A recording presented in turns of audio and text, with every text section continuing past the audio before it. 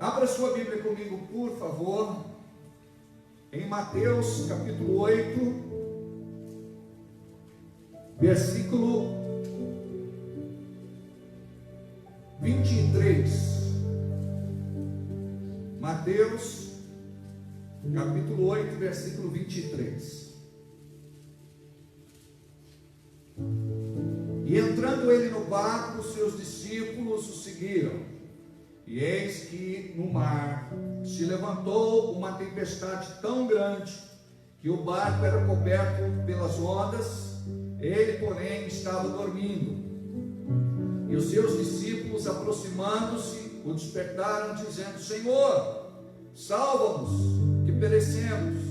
E ele disse-lhes: Por que temeis, homens de pequena fé? Então levantou-se, repreendeu os ventos e o mar, e seguiu-se uma grande bonança. E aqueles homens se maravilharam, dizendo: Que homem é este que até os ventos e o mar lhe obedecem? Amém? Curva a cabeça, fecha os teus olhos, vamos orar.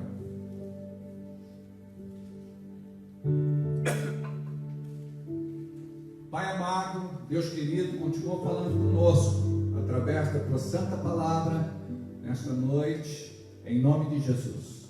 Desarma as nossas mentes e prepara o nosso coração para receber a semente da tua palavra, que possamos sair daqui diferentes de como entramos, em nome de Jesus. E todos digam comigo: amém. Assim seja e assim será. O tema desta pregação é: Deus está no controle de tudo. De novo, Deus está no controle de tudo. Mais uma vez, Deus está no controle de tudo. Talvez você diga: pastor, eu acredito que Deus não está na direção de todas as coisas. Nós vemos muita coisa ruim acontecer, é verdade. Ele está no controle daquilo que a gente entrega para Ele controlar.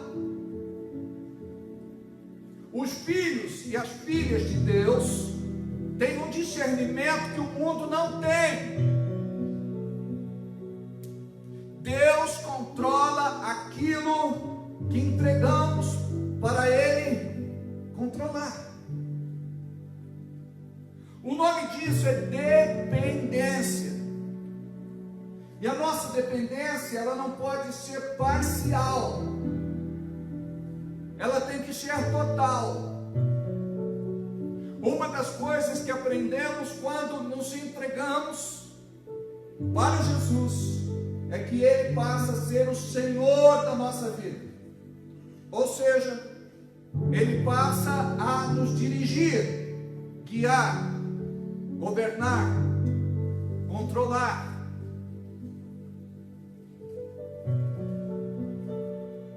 E muitos estão na igreja, mas não estão em Cristo.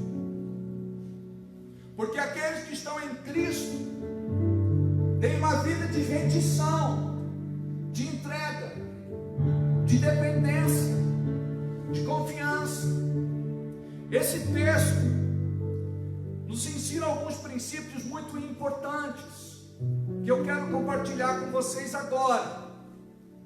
A palavra começa dizendo que, entrando ele no barco, os seus discípulos o seguiram. Entrando ele no barco, os seus discípulos o seguiram. Isso fala de obediência. Eles foram chamados para cumprir o propósito do céu e não mais o propósito da terra. A Bíblia diz que eles abriram mão de uma profissão relevante lucrativa. Eles faziam parte de um nicho seleto. Alguns deles que tinham o seu próprio negócio, que tinham sua própria empresa, que ganhava o seu dinheiro. De repente, quando Jesus entra na vida, bagunça tudo. A gente pensa que quando Jesus entra, Ele organiza. Quando você vai limpar uma casa, você diz: eu vou fazer uma faxina hoje. E não se prepara psicologicamente. Aí pensa que vai ser rápido. Aí você resolve esvaziar uma gaveta e não imaginava que tinha tanta coisa ali para jogar fora. Daqui a pouco você resolve colocar em ordem o guarda-roupa. Já separa muita coisa ali. Daqui a pouco você quer lavar os azulejos da cozinha. Você quer organizar a despensa. Aquele tempo que você tinha preparado para fazer a faxina se torna curto. Acaba o dia, as cadeiras ficam de pernas para o ar em cima da mesa. O marido chega e diz: que bagunça é essa? É que ele não viu um lixo pela casa. Você já varreu, já passou o pano.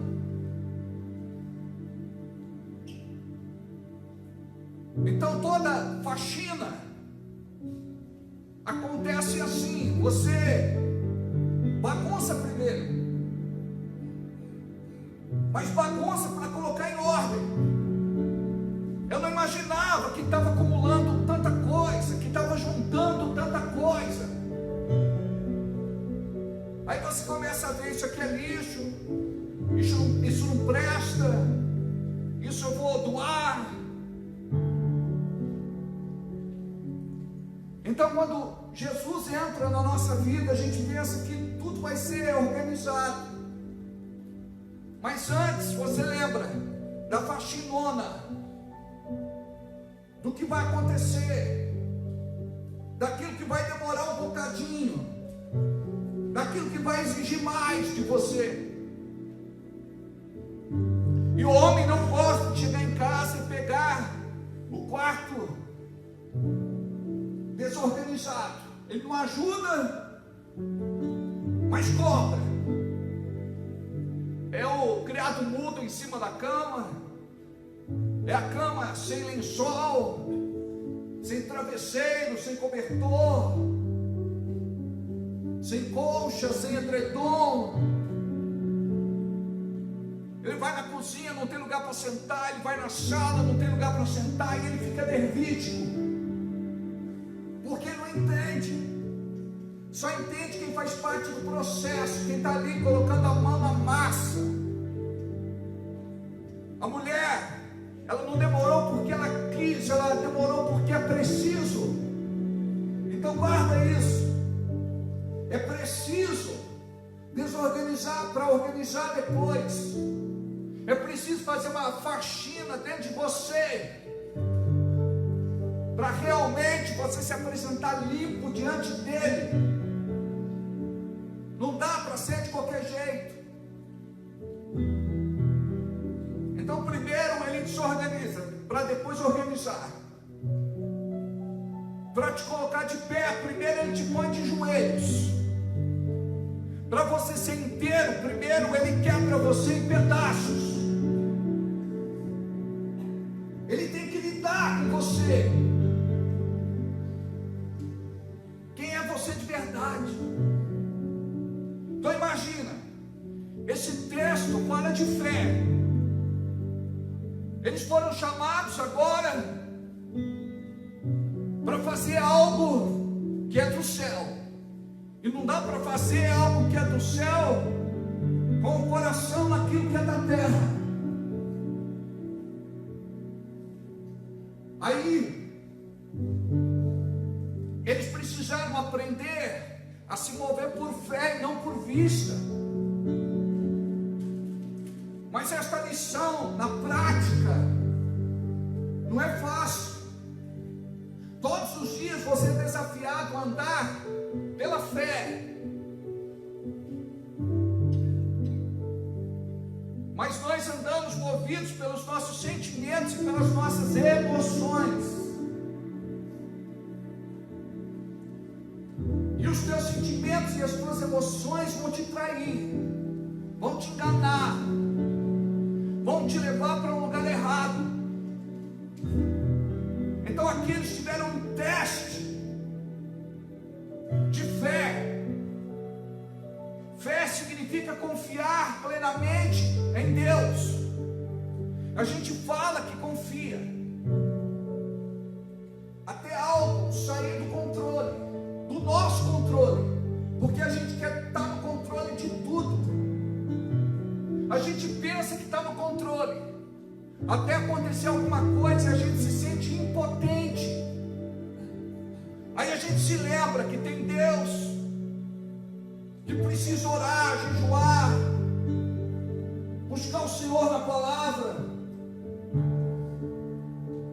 Então fé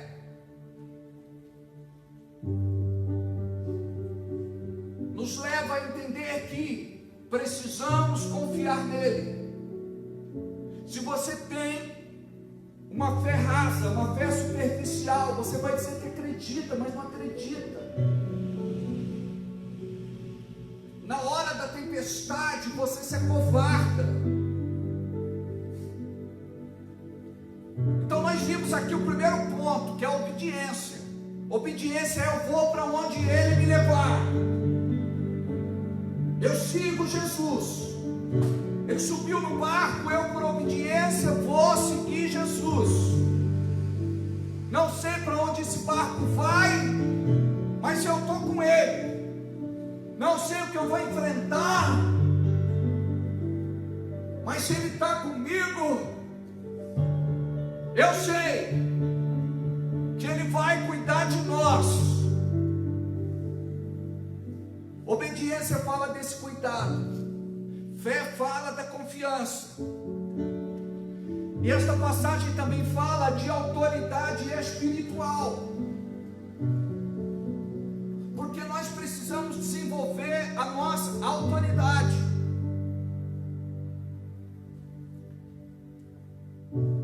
Se você não tiver autoridade por revelação, você não vai mudar as coisas na sua vida. Tem muita coisa que precisa ser mudada e você fica orando, dizendo: Deus muda, Deus faz, Deus vai fazer. Mas este milagre vai acontecer quando o poder passar por você. Você vai ser boca de Deus na terra. Você vai ser profeta de Deus na terra. Você vai ser sacerdote de Deus na terra.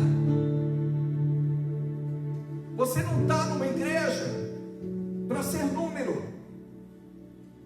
Você está aqui para aprender a se mover no eterno, a ser usado por Ele. Se você não for usado por Ele, o outro te usa. Você sabe de quem eu estou falando, né? Ó, o outro.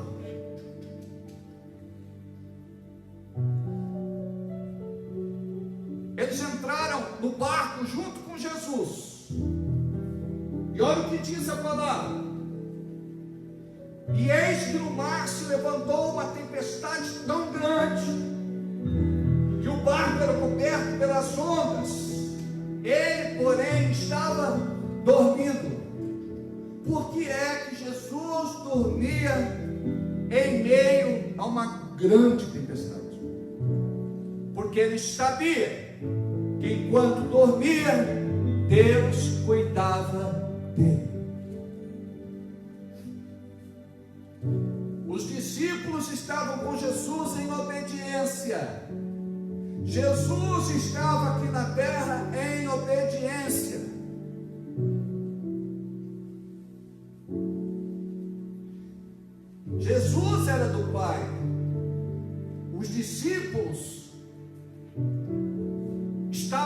debaixo dos cuidados de Jesus. Os discípulos estavam sendo treinados. Jesus voltaria para a casa do Pai. E eles deveriam dar continuidade ao ministério terreno de Jesus, ensinando as mesmas verdades e operando no poder do Espírito Santo, sinais, maravilhas, prodígios e milagres.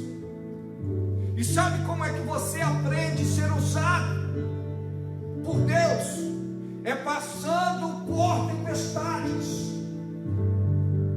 E alguns reclamam: pastor, a coisa na minha vida não está fácil. Não está fácil para ninguém.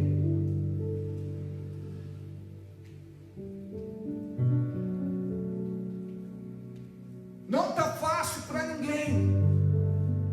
Mas quem disse que o Senhor nos chamou para fazer algo fácil?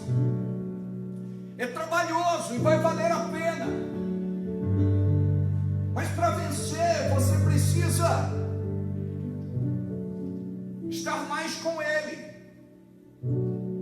É por isso que o diabo priva você de ter comunhão com o céu, porque aquele que não tem comunhão com Ele é vazio.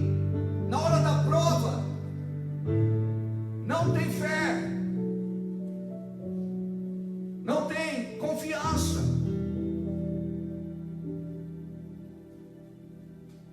não tem autoridade. Muitos de nós vivem uma vida espiritual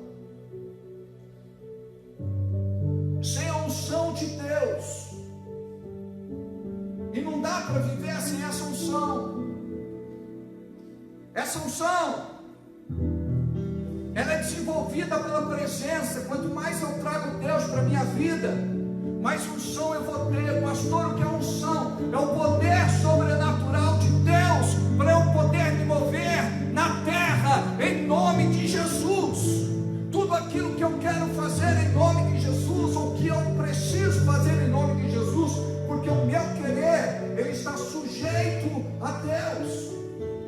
Eu preciso aprender a me mover de acordo com o seu desejo. Aqui Deus fala no coração de Jesus: agora você sobe no barco e você vai para um outro lugar. Ou seja, Deus nos desafia a fazer uma viagem com Ele. Só que o meu destino é o destino dele. Ele me leva para onde o seu propósito está. Tinha outro lugar que precisava receber Jesus, onde Jesus pregaria a palavra, oraria pelos doentes, expulsaria os demônios, ministraria aquelas pessoas. Este é o segredo.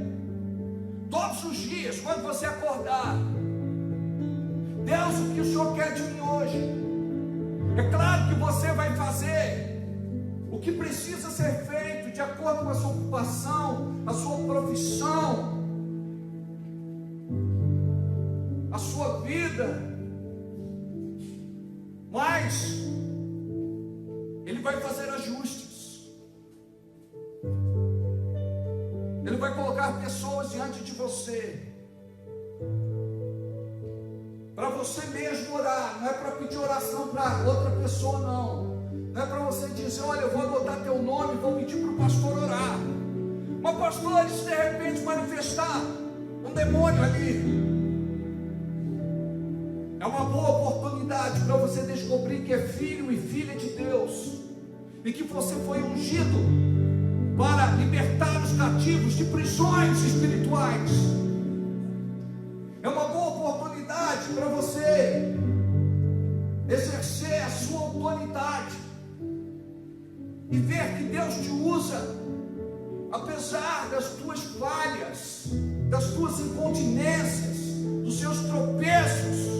Deus sabe que nós não somos perfeitos.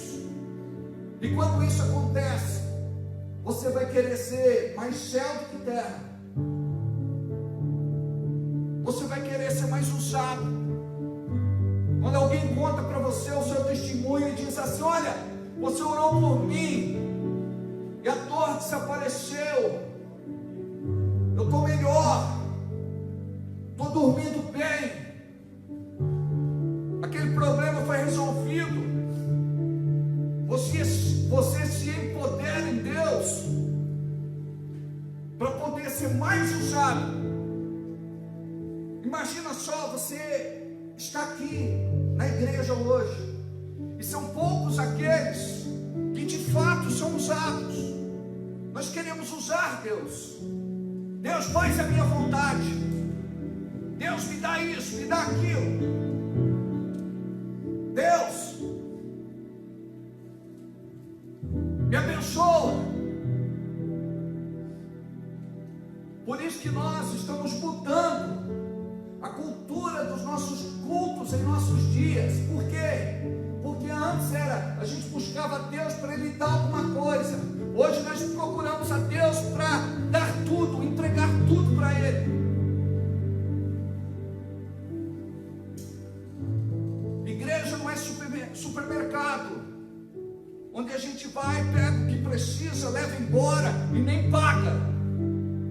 Não. Quando você chega no culto, diz: Deus, eu não vim aqui para receber alguma coisa, eu vim para te dar. Eu vim te entregar minha vida. Eu vim colocar diante do teu altar o meu coração. Aí o diabo vai dizer assim: mas que coração, hein? Será que Deus vai querer receber este coração?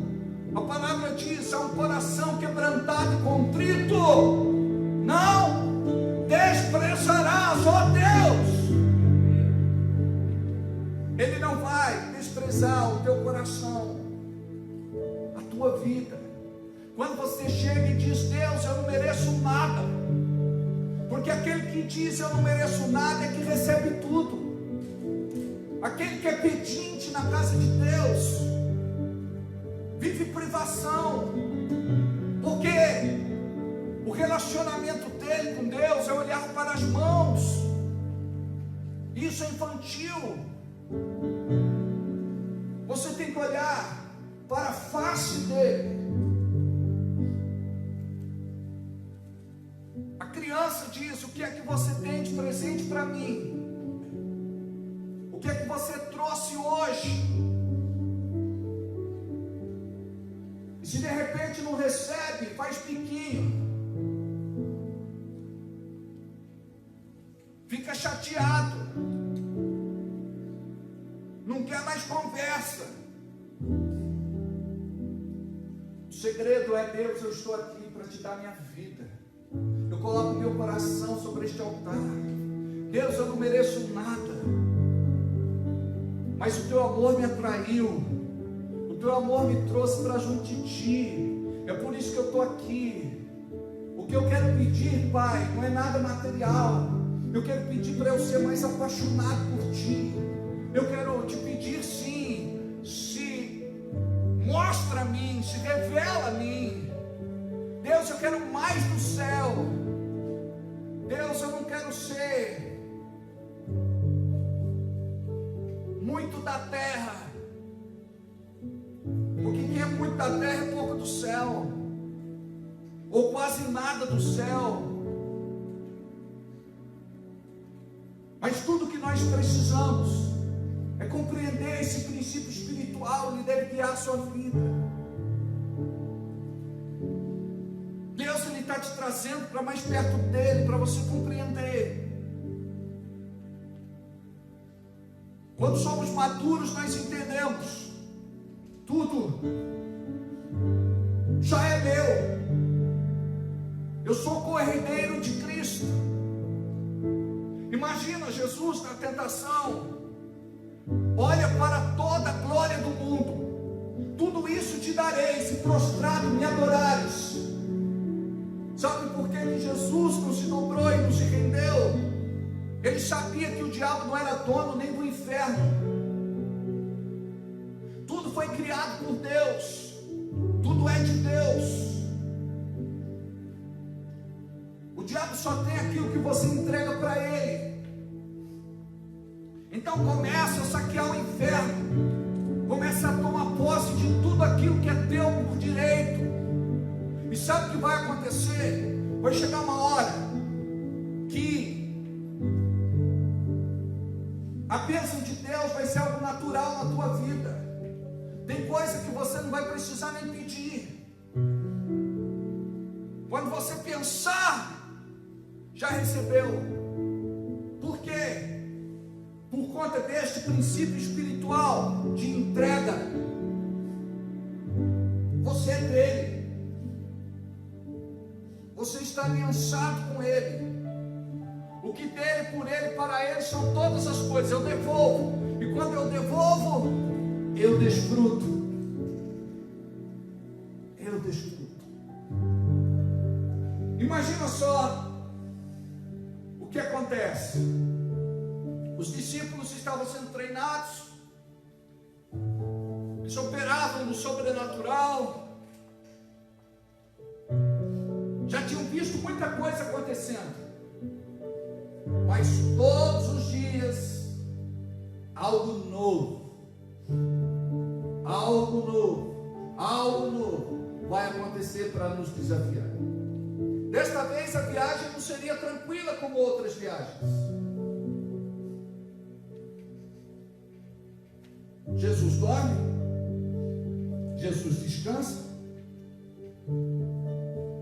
O que deveríamos fazer no barco junto com Jesus? Descansar com Ele, dormir com Ele, porque temos um Pai que cuida de nós. Só que não foi assim que aconteceu. O diabo, ele vai preparar situações para trazer medo, insegurança e desesperança no seu coração. E não é isso que deve guiar você. Tem gente que pensa que por Jesus estar no barco, a tempestade não vem. Já pensou nisso? Eu agora sou de Jesus, faço parte de uma igreja. Agora com certeza eu só vou viver uma vida de vitória, de triunfo, de conquista.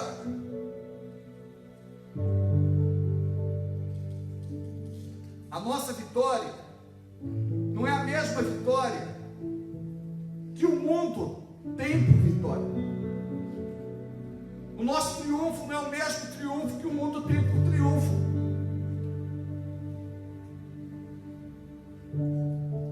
E você precisa entender isso. Tem coisa que Deus precisa permitir na nossa vida, sabe por quê? Para você se tornar mais valente. Os tímidos não herdarão os céus, diz a Bíblia. Você precisa se agigantar,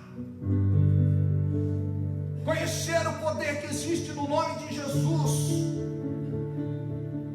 aprender o poder que existe na vida daquele que ora, daquele que jejua, daquele que lê a Bíblia, daquele que faz parte de uma igreja, daquele que faz parte de uma célula. Não dá para fazer a coisa incompleta. Tem gente que faz assim: eu oro, mas eu não tenho tempo de ler Bíblia, eu não gosto de ler. Tem gente que fala: eu leio, mas eu não consigo orar. Tem gente que fala: eu oro, mas eu não jejuo. Tem gente que fala: pastor, eu não estou vindo na igreja, mas eu sou da igreja. Pastor, eu não estou indo numa célula, mas eu faço parte dela. Irmãos, está na hora da gente entender o que é identidade. Identidade é compromisso. Quando você está comprometido com o Senhor, não tem assim uma vida espiritual feita de qualquer jeito. Como eu disse, hoje é trabalhoso construir, mas vale a pena. O teu trabalho não será vão no Senhor. Por por isso que o diabo não quer que a pessoa ore, não quer que a pessoa jejue, não quer que a pessoa leia a palavra, não quer que a pessoa faça parte de uma igreja e de uma célula. Aí ela vive pensando que está tudo certo, eu sou crente, eu faço parte de uma igreja. Olha, ser crente, fazer parte de uma igreja, não significa que você está salvo. Você tem que aprender que o nosso Deus é um Deus inteiro, é um Deus completo. E quando Ele fala para você fazer, o diabo vai dizer: não faça. Porque o diabo sabe que quando você fizer, você vai desfrutar daquilo que você até hoje nunca desfrutou.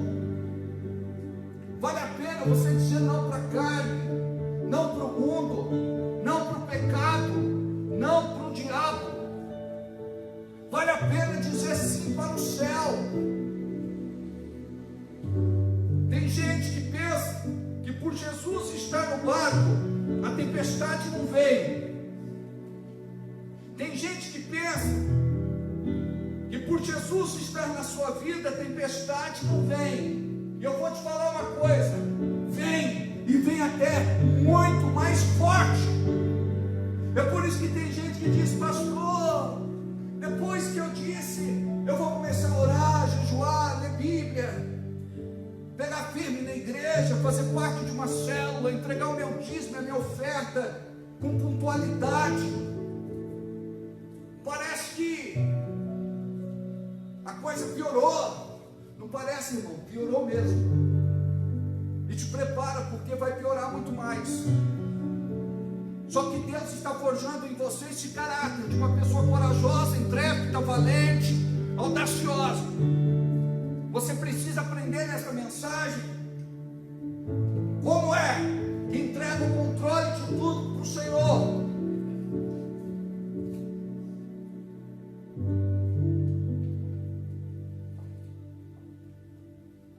A tempestade vem,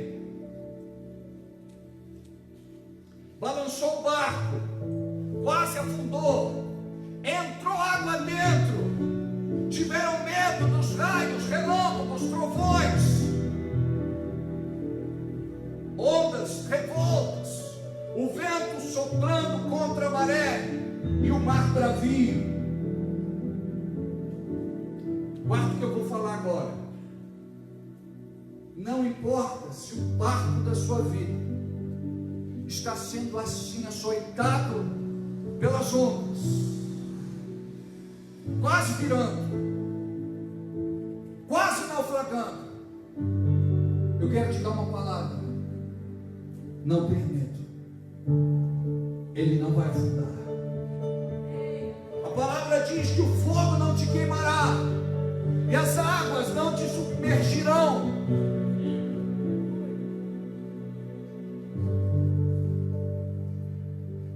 Ele vai cuidar de você.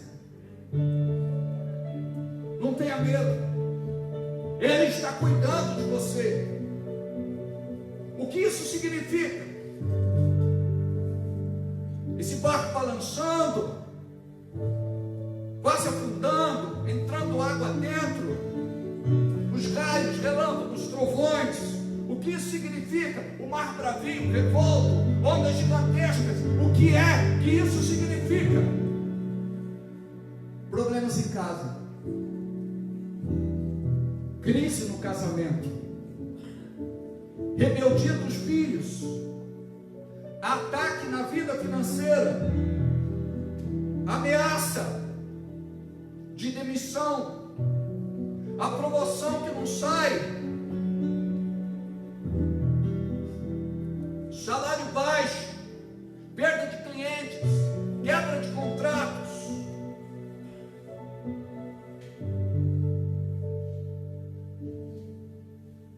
queda nas vendas. Crente não passa por isso, pastor. Estou falando para crentes hoje que sabem muito bem o que é isso. Problemas em casa. Quem diz que não tem problema em casa mente.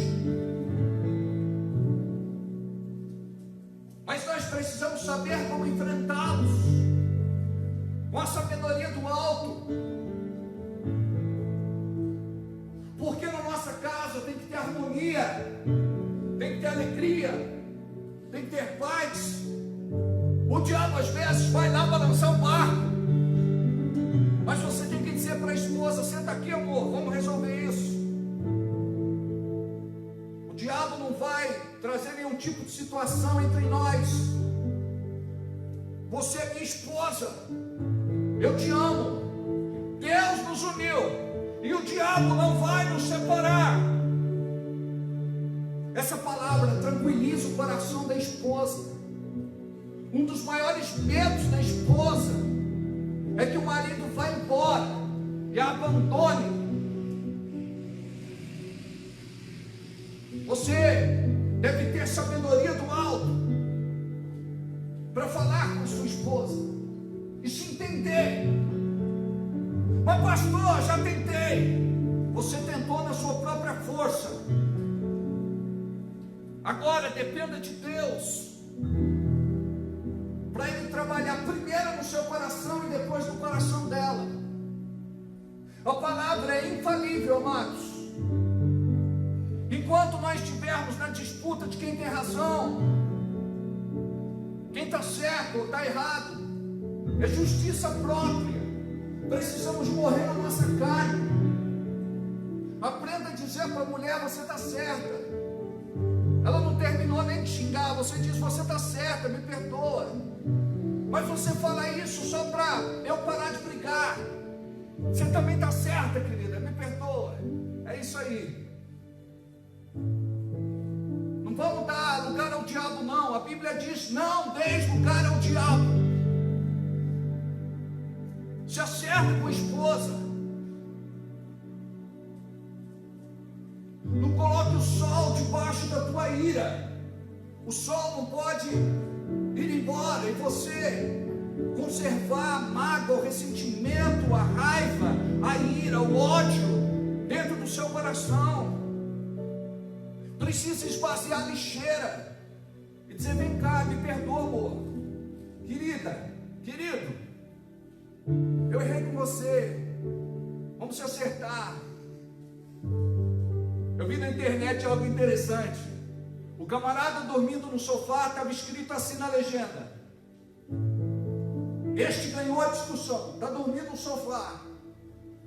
O outro está dormindo juntinho dela, de conchinha, e este perdeu a discussão. Isso é sabedoria, amados. A tua vida conjugal deve ser consagrada ao Senhor. Casamento não é fácil, mas precisamos nos adaptar. Sabe qual é o nosso erro? Você quer ser feliz, você não quer fazer a outra pessoa feliz. Sabe quando é que você vai ser feliz? Quando você tiver essa comunhão plena com Deus de verdade. Você vai entender que a tua felicidade não depende de pessoas e de coisas. A tua felicidade depende única e exclusivamente dEle. Então você vai saber relevar essas coisas. Tem gente que passa 10, 20, 30, 40, 50 anos aí discutindo pelas mesmas coisas e não conversa com o outro, não fala o que está no coração. Imagina só que um casal de velhinhos foram comprar a sua sepultura e chegaram lá no cemitério e ele disse para ela: querida, eu quero ser enterrado do lado esquerdo. Ela falou: querido, mas eu não entendo porque a vida inteira você dormiu do lado direito. Imagina só, ele passou a vida inteira dormindo do lado direito e ele queria dormir do lado esquerdo e nunca falou nada. Agora, depois de morto, ele diz: ó, me sepulta do lado esquerdo. Não podemos ser um desses. E olha o que diz mais: problemas em casa, crise no casamento. Aí você vê, de repente, a coisa parece que piora, mas tem que piorar para melhorar, é ou não é? Para a gente se humilhar e a gente se dizer assim: olha, eu estou errado mesmo, eu piso muito na bola, eu sou muito orgulhoso, eu sou briguento, ignorante, sistemático. A mulher também fala: olha, me perdoe, eu sou ranzinza demais, eu sou maldizente, nunca nada está bom para mim, eu brigo por qualquer coisa, eu sou muito ciumenta, possessiva, egoísta. E filhos rebeldes. Cláudio Duarte diz assim: agora eu entendo porque tem animais que matam os seus filhotes no ninho. Tem aves que matam os seus filhotes no ninho. Agora eu entendo. Existe algo que se fala, é a idade da gaveta, dá vontade de trancar o filho lá, aí depois que passar a adolescência você liberta ele. Porque é só graça. Não adianta ignorar o filho, não adianta desprezar, não adianta entregar de vez para o mundo, não adianta amaldiçoar, não piora as coisas. Você tem que amar de verdade. Vai orar diante de Deus e diz: Deus, eu digo da boca para fora que amo meu filho, amo minha filha, só que eu não amo de verdade, me perdoa. Me ensina a me amar de verdade. O sentimento que a gente sente não é o amor de Deus, o amor ágape, o amor verdadeiro, incondicional, perfeito, curador, libertador. Não. Muitas vezes o nosso sentimento é um sentimento egoísta. Enquanto você faz o que eu quero, eu te amo. Parou de fazer, eu te odeio. Amados, a coisa mais difícil é nós lidarmos com esta nova geração. Essa nova geração nos confronta nos princípios e valores. É por isso que a Bíblia diz: ensina os caminhos que a criança deve andar, para que quando ela cresça, ela não se distancie dele. Tem muita gente que, ao invés de ensinar a intimidade com Deus, ensinou a vida religiosa. Não se trata de religião, amados. Se trata de comunhão com o céu. Só que os filhos precisam ver os pais tendo esta comunhão. Os pais orando juntos, os pais ajoelhados, os pais chorando pela sua casa, pedindo pela sua casa, intercedendo pela sua casa. Os pais precisam dar um exemplo de fé para os filhos, de uma vida de devoção, de entrega, de adoração. O filho acorda e vai ver papai ajoelhado na sala, de cara no tapete, chorando, babando colorido. Mas hoje as crianças acordam e surpreendem o pai na internet vendo pornografia.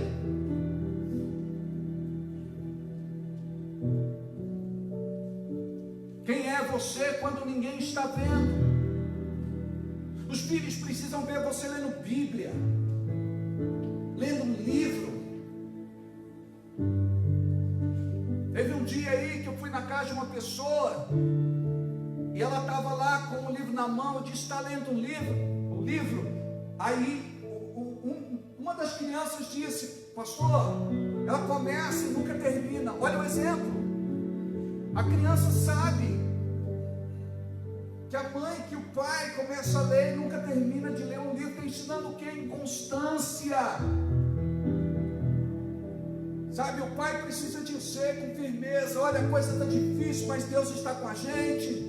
Vamos confiar, vamos orar junto. Sabe por que muitas batalhas você tem perdido? Você quer vencer sozinho.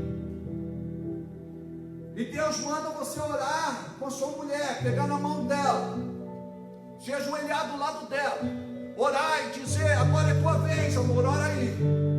Ela ora e depois diz: querido, agora você ora aí. Você precisa levar Deus para dentro da sua casa, para o teu lar, para a tua família. Deus muitas vezes não entra. Uma casa que só tem briga, discórdia, xingamento, palavrão, maldição. Nós precisamos compreender isso, queridos. Deus quer nos curar, Deus quer nos sarar, Deus quer nos restaurar como família. Os nossos filhos não serão aliciados pelo crime, pela bandidagem, pelo tráfico. Os nossos filhos não serão viciados em entorpecentes, em drogas.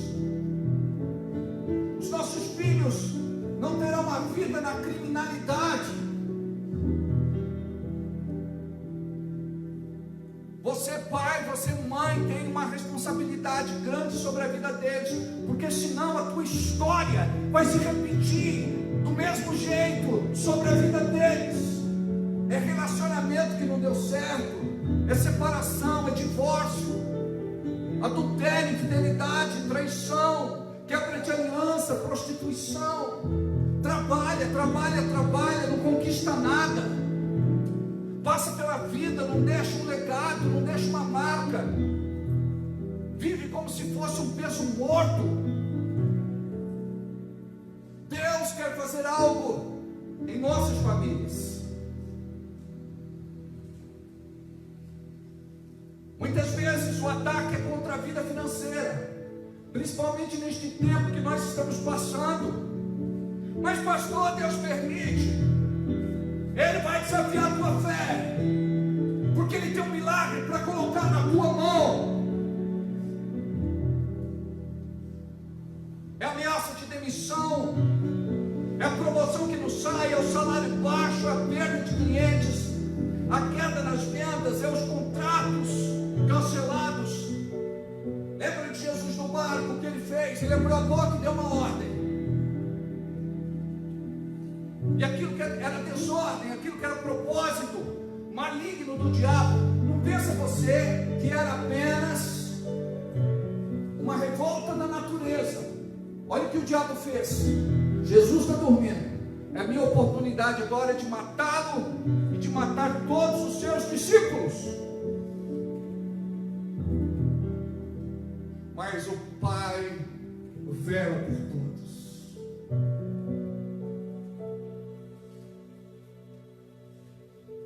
Ele não dormita, Ele não descansa, Ele é pelos seus. Então preste atenção. Não sei qual é a situação que você está passando hoje. Não eternize esta situação. Deus tem um milagre para você amanhã, e a boa obra que Ele começou, Ele é fiel para completá-la.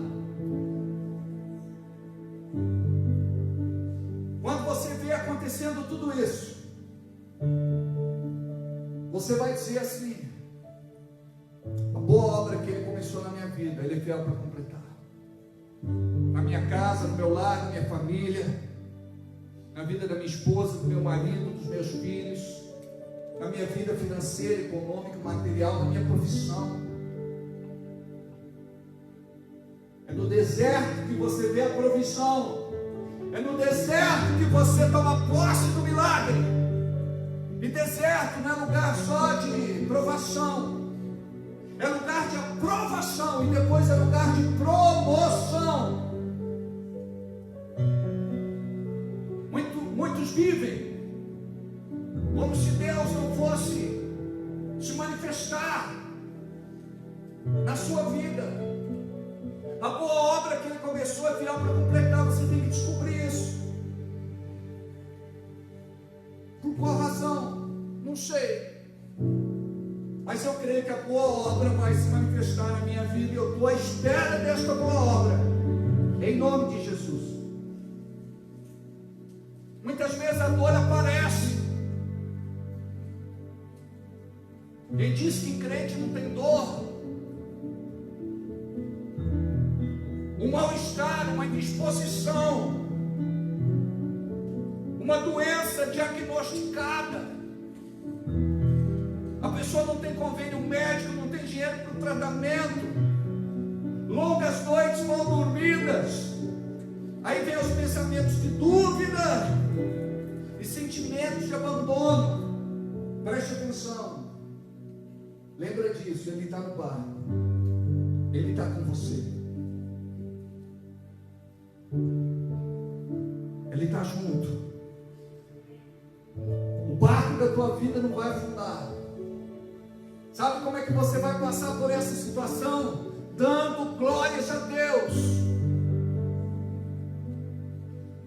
dando glórias a Deus, sorrindo ou chorando, são ou doente, em segurança ou sendo perseguido, injustiçado, ameaçado, atacado. O tempo todo diga: meu Redentor vive e reina hoje e todo sempre. Deus, eu confio em Ti, a minha vida está nas Tuas mãos. Eu não sei como isso vai se resolver, eu só tenho uma certeza no meu coração: isso o Senhor vai resolver, através de mim, através de pessoas que o Senhor vai levantar, que o Senhor vai preparar, que o Senhor vai colocar no meu caminho, em nome de Jesus. Muitas vezes o diabo ataca o barco da fé. Aí você diz: eu não tenho força nem para orar, mas nunca orou. Começou, mas parou. Porque aquele que ora não vai faltar forças para continuar a orar. Se tem uma coisa que você precisa aprender na vida, é orar, é ter disposição para orar. Ah, mas eu orava muito antigamente. Antigamente. Hoje é hoje. E você precisa ter disciplina. Eu vou voltar a orar, pronto, acabou. Separa lá o horário, pega o relógio, marca. Vou ficar aqui 30 minutos na presença de Deus. Não saio daqui antes de 30 minutos, antes de 1 hora. Vou jejuar. E não faça isso: ah, eu entreguei o jejum agora porque senti o cheiro de bife, porque a mistura hoje está gostosa, saborosa, apetitosa. Aí vou entregar agora, ia entregar às 3 da tarde, mas vou entregar meio-dia. Está com fome? Não, está com desejo de comer. Foi tentado e caiu. Imagina que diz a Bíblia que depois de 40 dias e 40 noites, Jesus é tentado. E qual foi a primeira tentação? Transforma as pedras em pães, ou seja, coma, quebra o seu jejum. Não quebre mais o seu jejum. Não quebra mais o seu jejum. Às vezes a tentação é tão grande, eu digo: diabo, só porque você está me tentando, eu vou jejuar agora, mais 1 hora, mais 2 horas, mais 3 horas. Eu me lembro quando eu fiz um jejum de 7 dias e 7 noites. Eu não tive fome, eu tive desejo de comer. Eu sonhava que estava montando pratos. Eu me lembro que eu sonhei que eu estava montando um cuscuz. Teve um dia que eu acordei, eu estava abrindo a despensa. Eu disse: Deus, o que é isso? Mas eu tinha dito: leva tudo para São Paulo, não deixa um grão de arroz aqui. Porque se eu fosse tentado a comer, eu não comeria. Não prometa a Deus uma coisa, não faz voto de tolo. Porque quando você faz isso, você está dando autoridade para o diabo. E eu tenho uma palavra também para aqueles que oram e jejuam muito. O importante não é orar e jejuar muito, é você viver a tua oração e teu jejum. Porque não adianta orar muito e jejuar muito e não ter uma vida ali aprumada na palavra. Nós precisamos nos ajustar. Aí a pessoa diz: não tenho força para orar.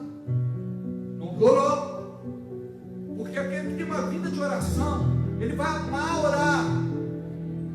Ele não deixa de orar. Orar é o oxigênio da sua vida. É o ar que ele respira. Amém. Aleluia. Deus está aqui. Aleluia. Tão certo como o ar que eu respiro. Tão certo como a manhã que se levanta.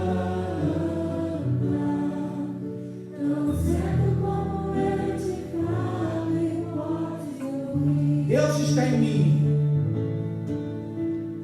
Deus está em mim. Aleluia. Tão certo como o ar que eu respiro.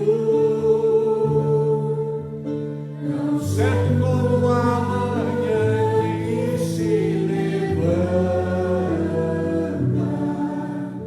Tão certo me ouvir, tão certo como eu te falo, tão certo como eu te falo, tão certo como eu te falo, e podes me ouvir, tão certo como eu te falo, tão certo como eu te falo, tão certo.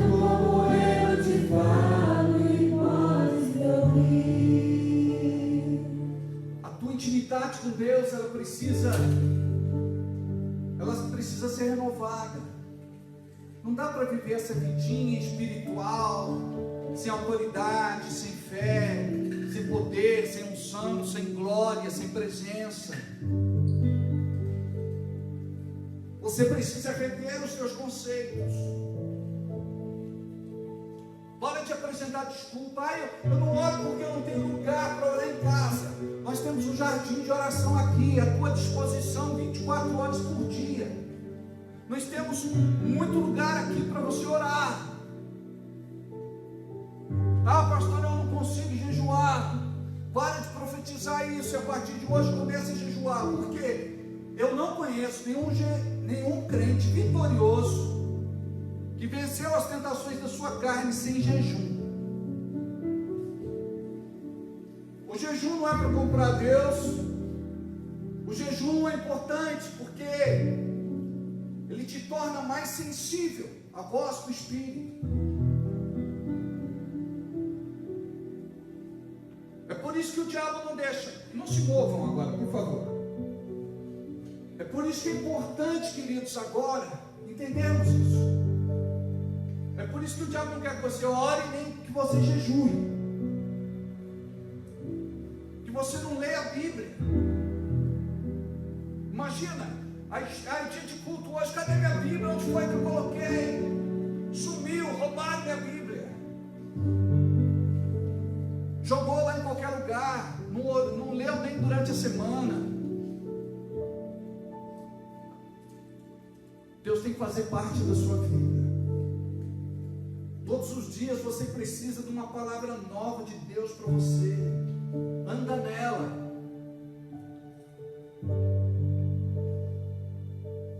Então, na fé, o diabo também balança o barco. Aí você diz: eu não tenho força para orar, não jejuo mais, não busca mais Deus na Bíblia, na palavra, deixa de ser frequente na igreja.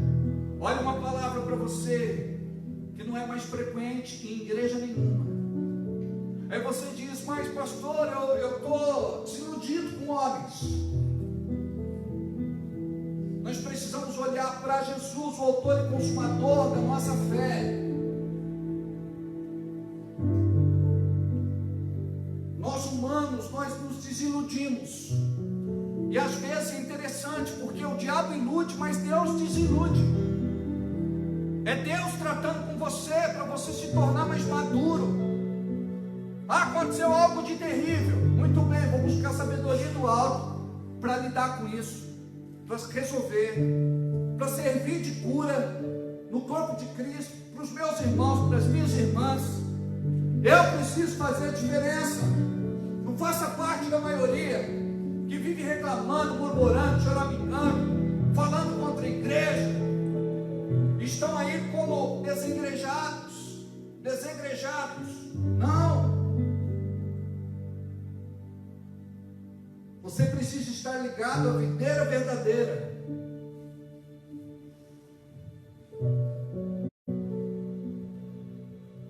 Faça parte de uma célula. Volte para a sua célula.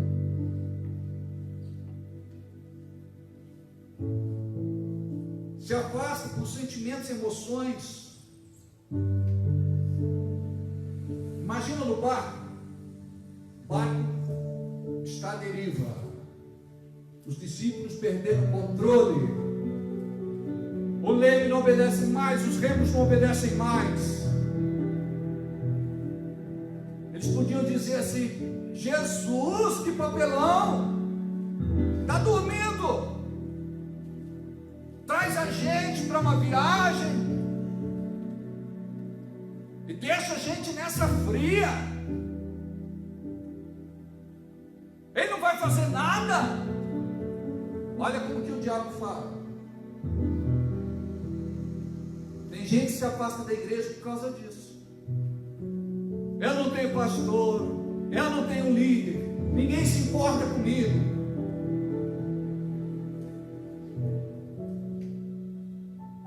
Muitas vezes Deus precisa deixar você sozinho com os teus pensamentos e os teus sentimentos, para você filtrar. É nesta hora que você vai conhecer Deus de verdade. Não é quando tudo vai bem.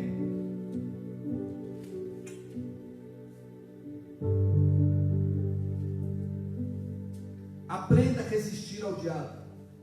Os discípulos aqui aprenderam nesta ocasião.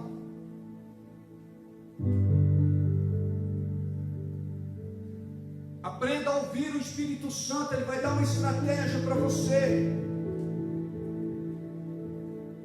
Imagina os discípulos: acorda, Jesus. Eu não vou acordar não, acorda você. Vai, Pedro. Aí Pedro vai, acorda Jesus. Jesus, imagina que sono pesado, amados. Ele confiava mesmo em Deus, é ou não é? Quem confia dorme, não perde o sono, não fica a noite sem claro, não fica sem comer, sem se alimentar, não fica sem paz, não fica sem alegria. Acorda aí, Jesus. Imagina Jesus, ele acorda calmamente, em meio àquela tempestade. Acredito que dá até uma espreguiçada. O que foi que aconteceu, Pedro? Oh, Jesus, mas ele vai morrer! Não é assim que a gente faz.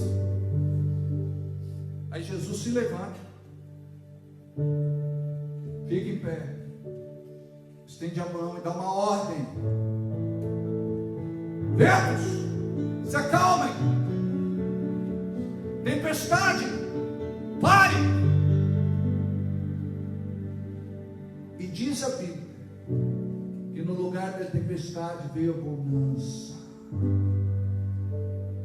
Eu quero profetizar isso sobre a tua vida. No lugar da tempestade vai vir a bonança.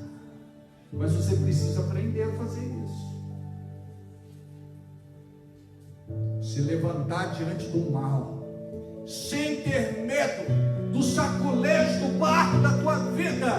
Não importa em que área seja, você vai estender a mão, abrir a boca e vai dizer em alto e bom som: você não tem poder, diabo, para agir na minha casa, no meu lar, na minha família. Solta o meu marido, solta a minha esposa, solta os meus filhos, solta a minha vida financeira. Você não vai me torturar na minha fé, você não vai me atacar. Eu não não vou cair nos seus embustes, em nome de Jesus. Te repreendo, te amarro, demônio, e te expulso. Sai da minha vida agora. Se Jesus não tivesse feito isso, o vento não parava e a tempestade não se acalmaria. Ele está ensinando para os discípulos o que fazer. E eles ficaram impressionados. Que homem é este que até mesmo a natureza o obedece? O problema é que por detrás do balanço do barco estava o diabo. Aprenda isso. Por detrás do balanço da tua vida está o diabo. Mas a partir de hoje você sabe de uma coisa: Ele está com você, e você está com Ele. Nós estamos aliançados numa só fé e num só propósito. E pode ter certeza absoluta, Ele tem livramento para os seus filhos e para as suas filhas. Amém.